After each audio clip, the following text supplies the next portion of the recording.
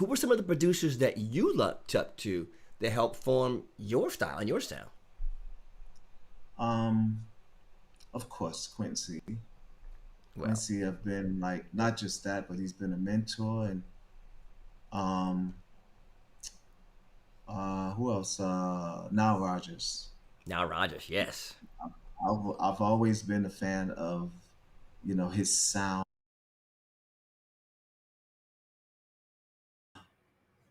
Shoot, Jimmy Jam and Terry Lewis, Of and course.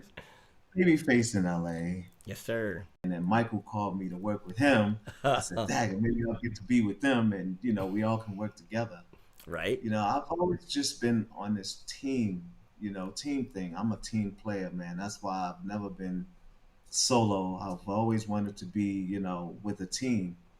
But I felt like God was like, no, you by yourself. You're gonna do everything by yourself. You're gonna do this right, and you know, I was like, God, and I got a chance to tell Face this, and I said, man, I always wanted to be a part of your team, and because you had the actual side of music that I couldn't pull off. I'm not a Mm. guitar player. I play a Mm. little of something I want, but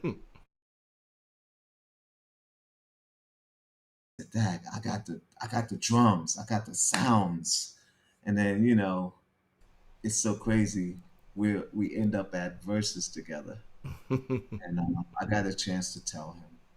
But also I have to say David Foster Ah, yeah. and the production, because you had bands that were producers. They produce it together like Cool, Yeah. Robert Bell, and the Cool and the Gang team, Yeah.